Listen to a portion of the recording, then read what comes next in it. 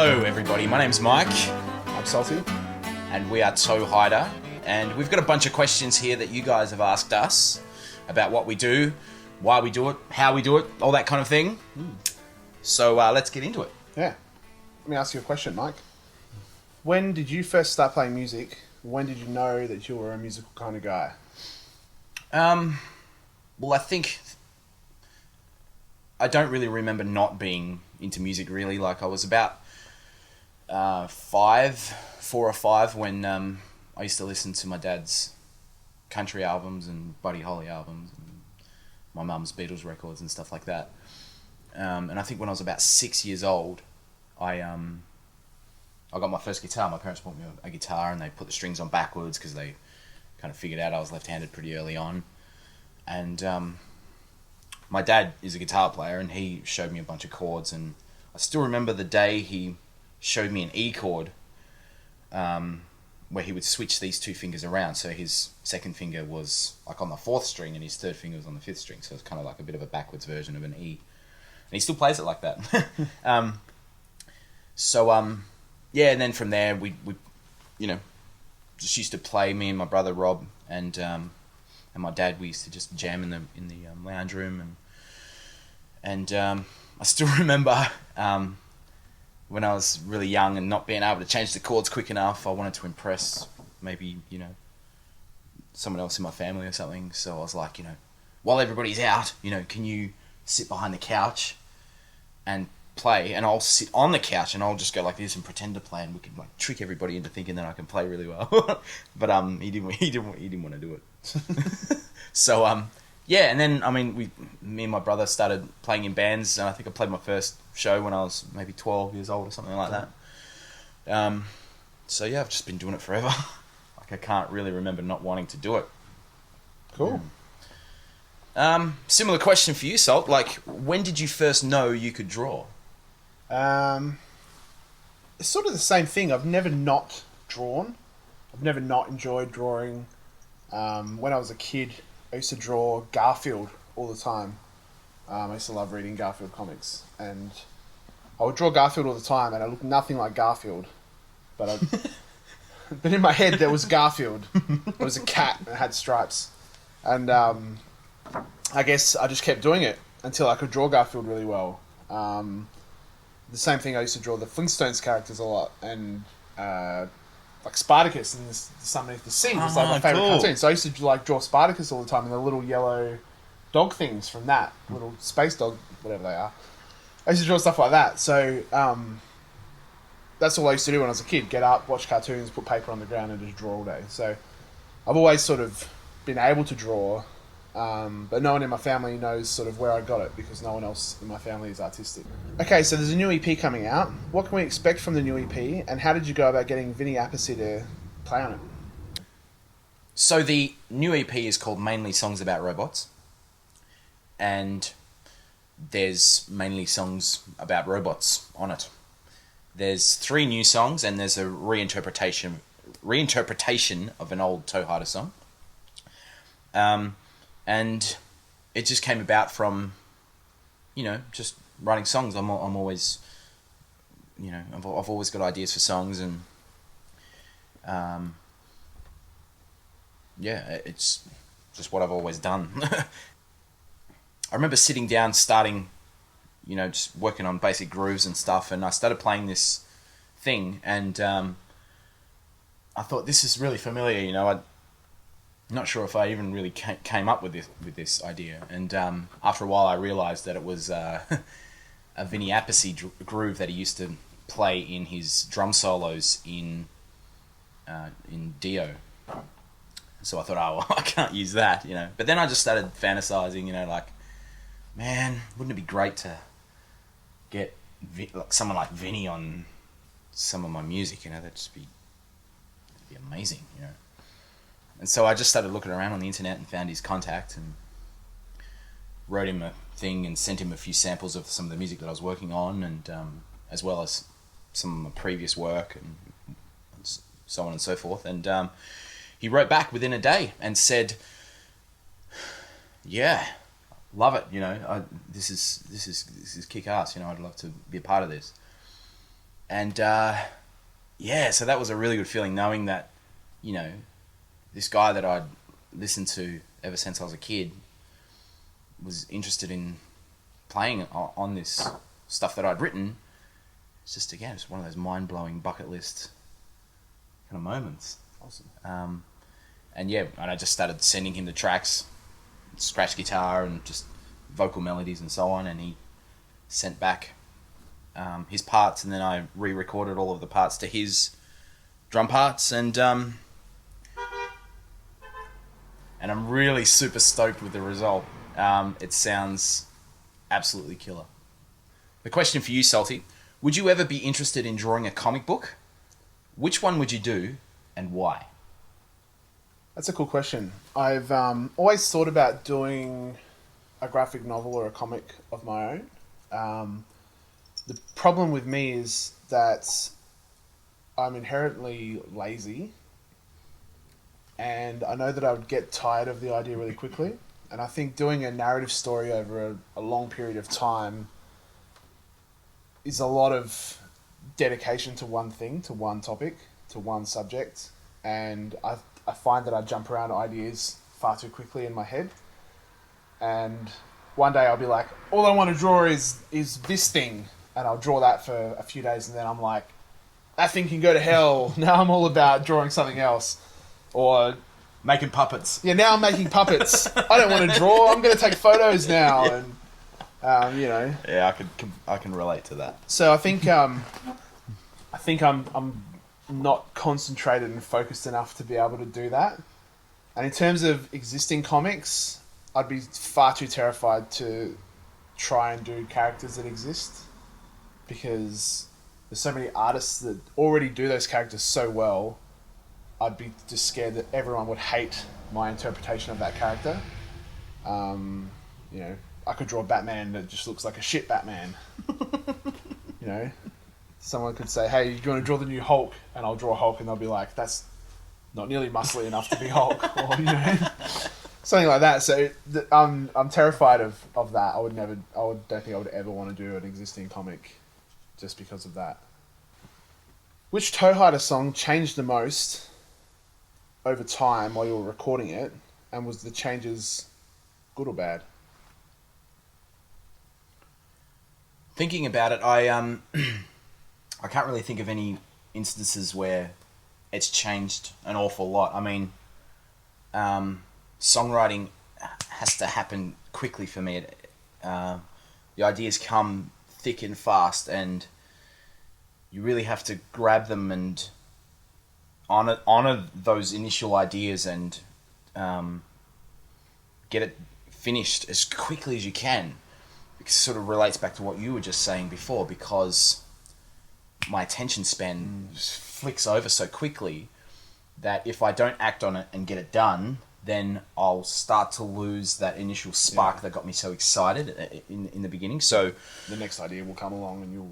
Yeah, I just want to do that instead. Exactly, yeah. So I'm pretty sure that all of the music that I've written so far has come about really quickly.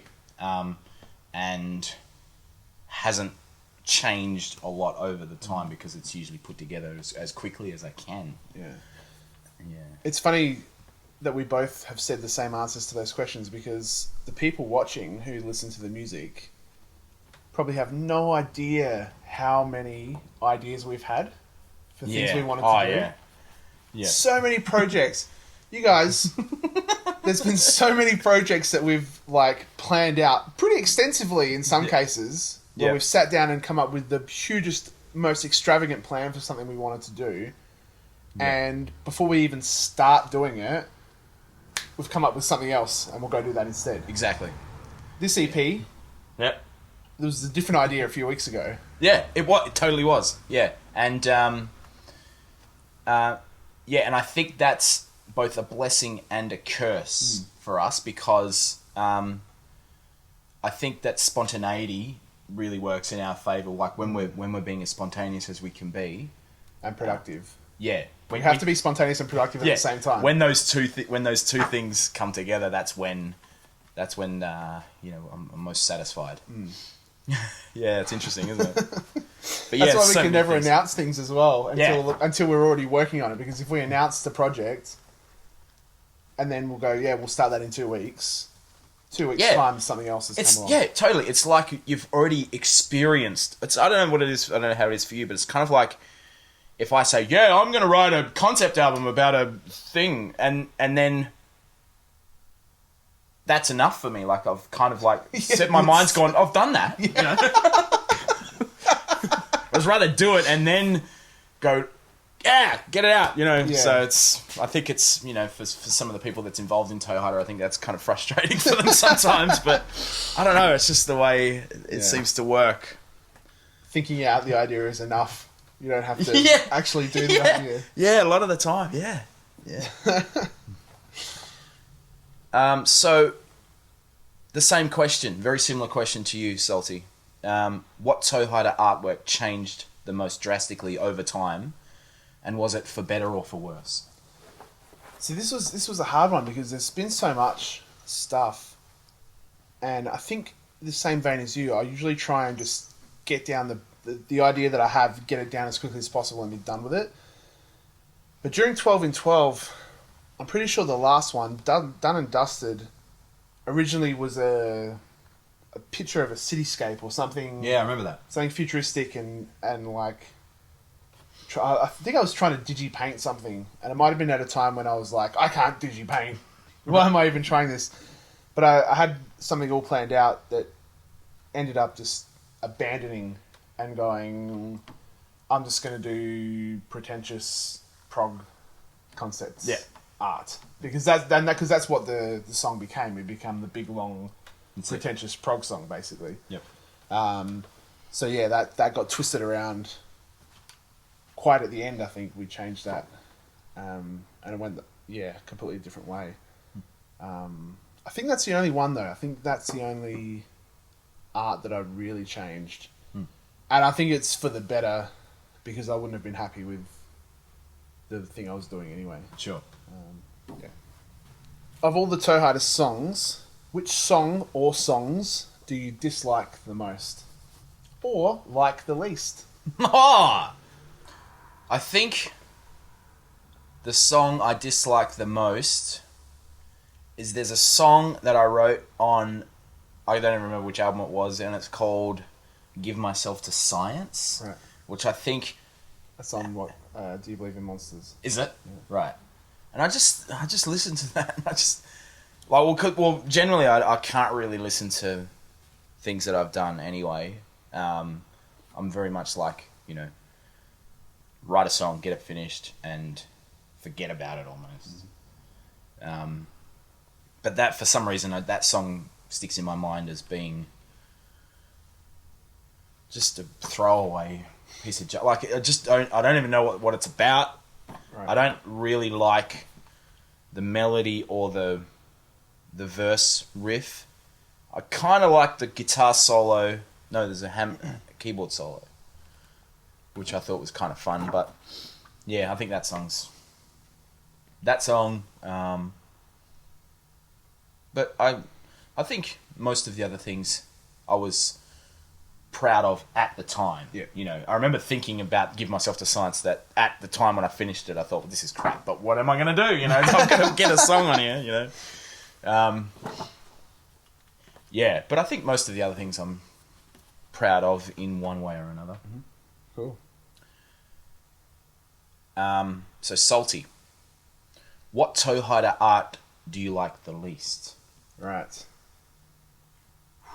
Might have to settle down for a list. My least favourite cover that I did was Counterquizzle. I like that. I don't like it.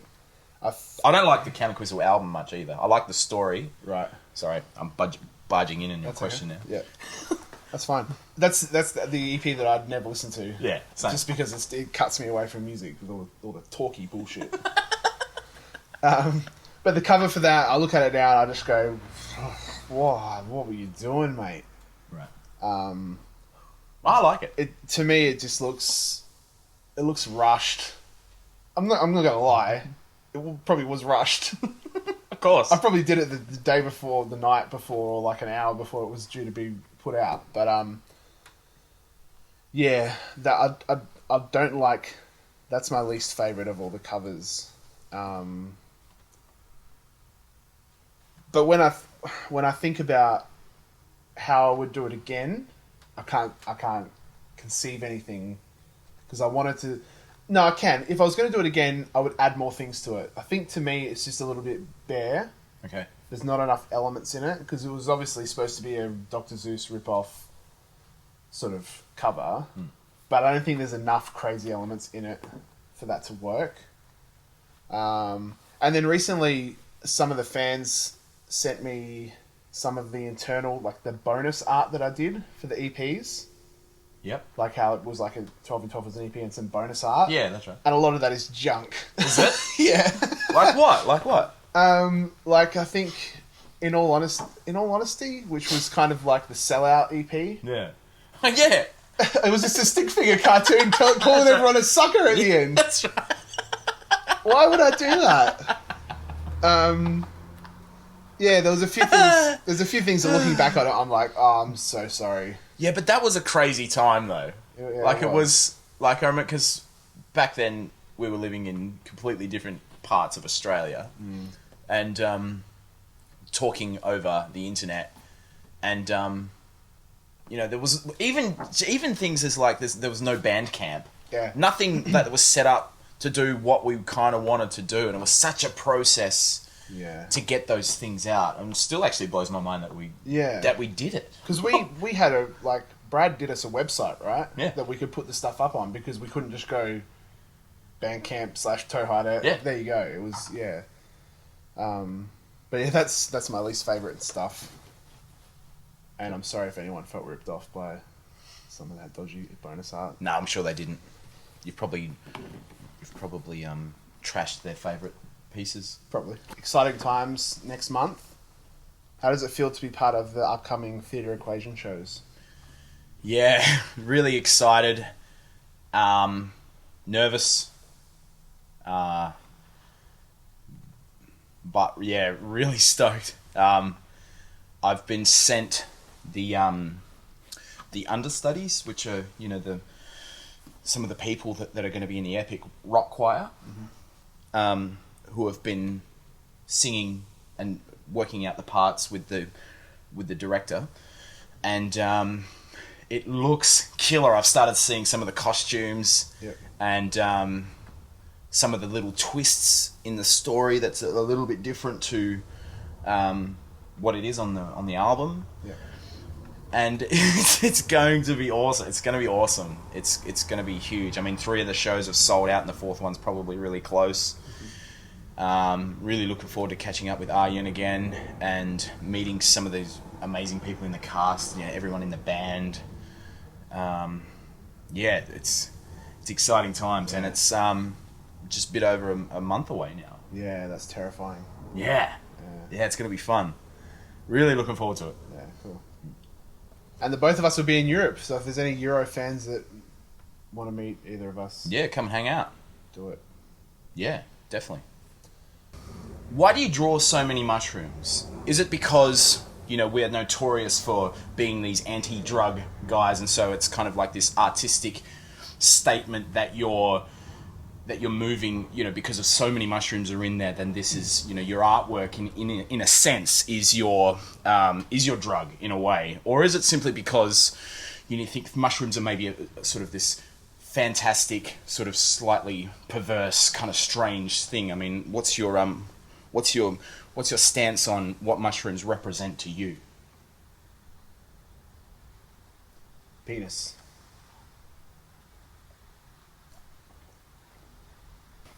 Okay, Mike. Fantasy question. If you could jam with any musician alive or dead, who would it be? Dead, I would have to say, there's so many of them. Cozy Powell from Rainbow. I would love to work with, fantasy. I don't know. Like, I would love to have met Freddie Mercury. Right. I don't know whether because I don't know if I'd be able to contain myself working with him. And alive, I would have to say Vinny Appice. Yeah? Who are your artistic influences? That's a tough question for me because I don't really know anything about art. I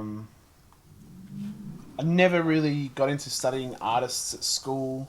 I kind of almost rebelled against that. The worst subjects I got marks for in high school was art and design. Really? I nearly failed art and design at school.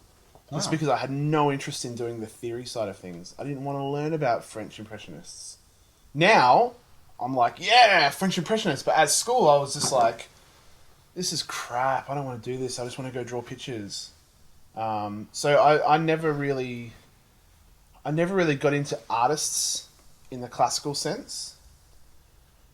But later in life, when I sort of started becoming a kid and reading comics, I got really into like the Hellboy comics, who was created by Mike Mignola, and I just fell completely in love with Mike Mignola's artwork. He blows my mind. He could draw 2 lines on a piece of paper, and it would be perfection to me. So he's probably my biggest influence when it comes to the work that I do when I do illustrations. His stuff is just flawless. He can draw a comic panel that's completely black that might have a few bits of negative space white in it that just tells half the story of the page, and you get it. You know, I could draw a black thing with 2 lines on it, and you'd go, "What the hell is that?" It's a black panel with 2 lines on it. But this guy just has a way of using shadows and black, as much black as possible, and he's still able to tell a story, which just blows my mind. So Mike Mignola is my biggest artistic influence. Cool. What are your current or all-time guilty pleasure songs? Well, guilty pleasure, is that like, something that you feel a little bit guilty in admitting that you like? Yeah, See, I'm pretty open with stuff that I like to listen to. Like, I love... I don't like that term. Guilty pleasure. Well, yeah, because I love so much music, and I don't think music is representative of how cool you are or what kind of person you are or whatever. Like, it's really like I can find something interesting in everything I listen to. Like I'm really digging this band called Walk the Moon at the moment with that single Shut Up and Dance With Me. Like, I just think that's just such a killer song. It's awesome. Great production, cool idea for us, like, cool hook, I think it's just a really good song, and that's what I'm drawn to, is good music. So guilty pleasure, I'll just call them pleasures. I don't think I should feel guilty about it. Yeah. Now, Salty, is there anything artistically that you can't do but you wish you could? Yes, many things. I was never that adept at painting. I would love to be able to put up a canvas and paint with like oils or even acrylics. I've never had that sort of mind of colour mixing on a canvas and painting. I wish I could paint. I'd love to be able to paint. I'd love to be able to just get messy and just paint away on a canvas. I do find that usually if there's something I want to be able to do, I can teach myself. I just started revisiting using coloured pencils, which I hadn't done since high school, because there was obviously some point since high school where I've gone, to hell with coloured pencils. They're for kids. Kids, yeah, whatever. I don't want to use coloured pencils. I've got Photoshop. Yeah, right. And which I think it was a detriment, really. It's like how many artists have switched digital media, and their artwork's just not interesting anymore. Yeah. Derek Riggs. Totally.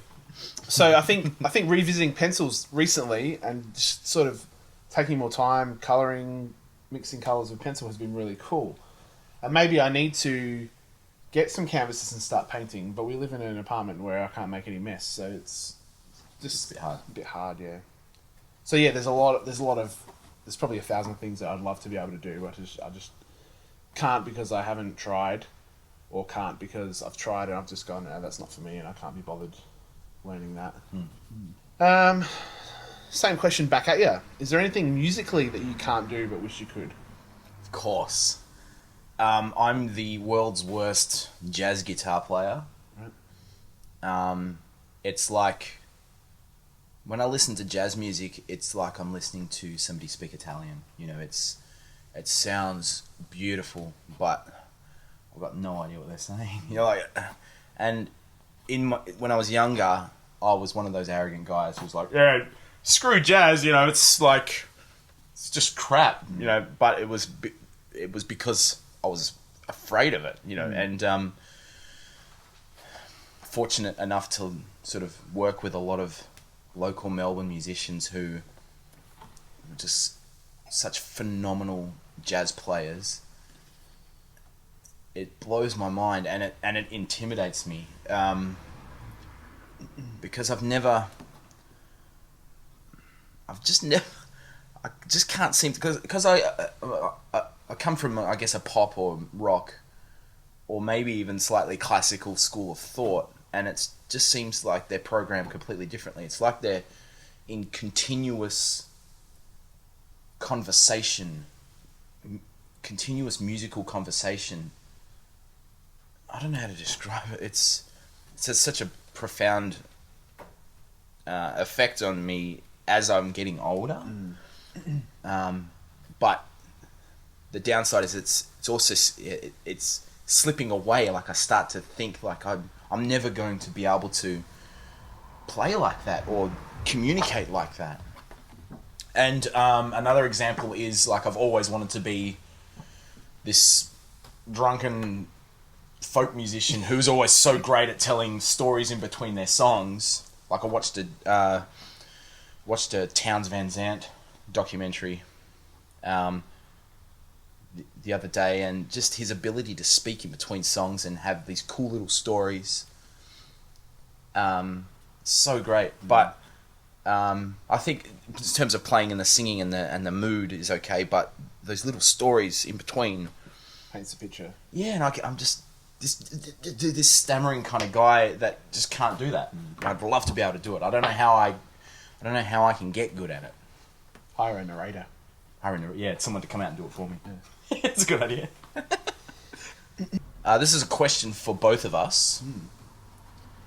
Do Toehead and the creature know each other? So Toehead is the guy with the toe for a head. Yep.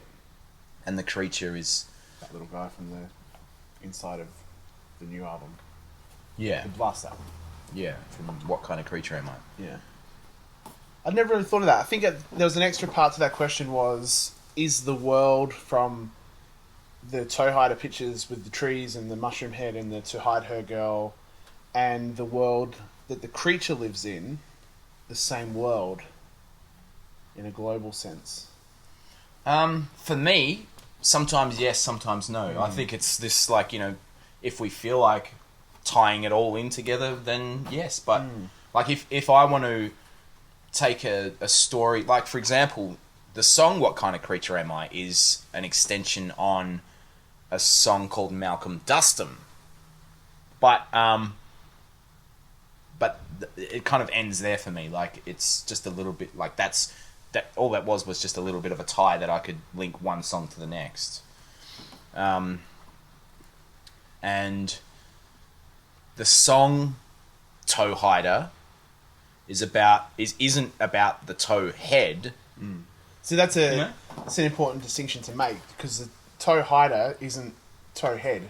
Correct. Two very different characters. Toehider hasn't really appeared anywhere except in a few throwaway drawings that I did really early on. Basically supplemental to the song Toehider. Toehead is just this thing that evolved from nowhere, really. Yeah. Just because it's a toe. Exactly.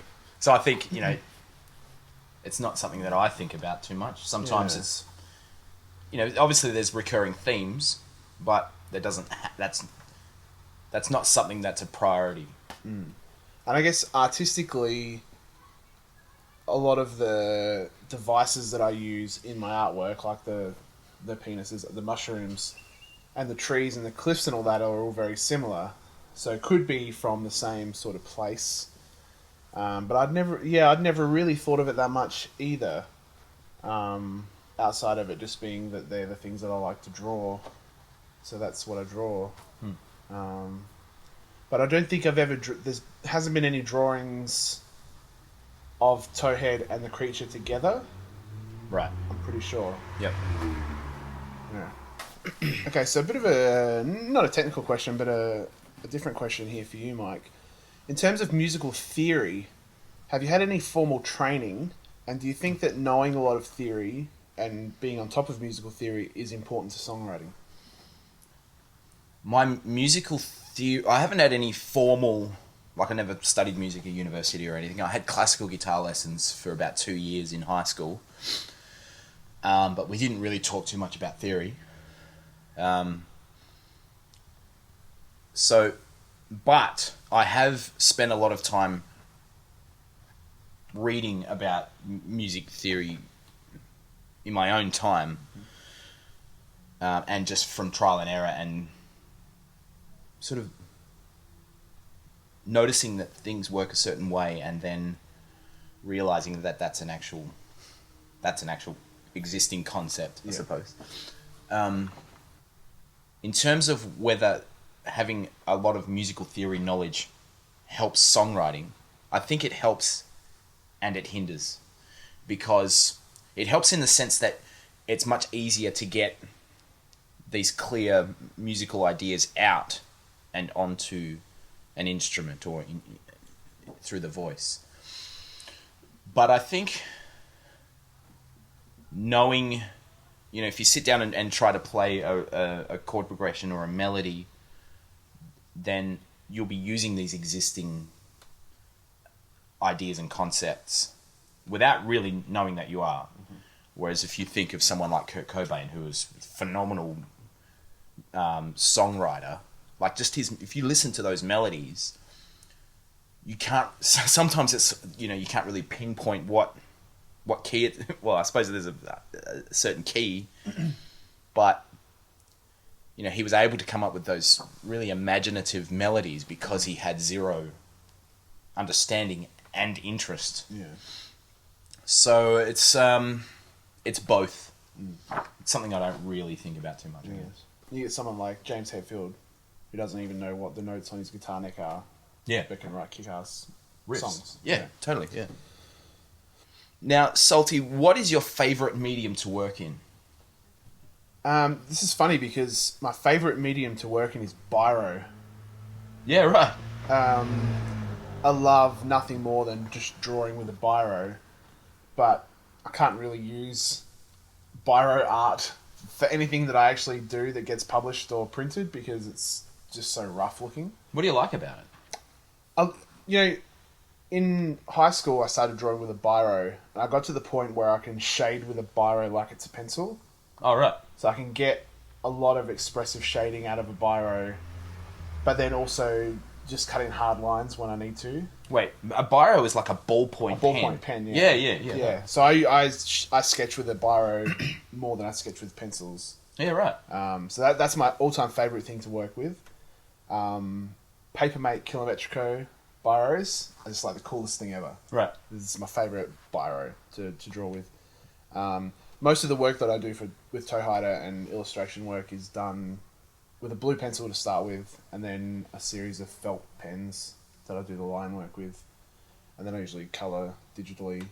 Or more recently, I've been trying to get some markers and colour pencils in as well. But all-time favourite medium to work with, biro.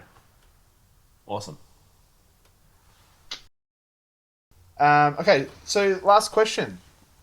Mike, what advice would you give young aspiring musicians to help accomplish their projects, as in getting things finished, stopping procrastinating, and fulfilling their artistic visions?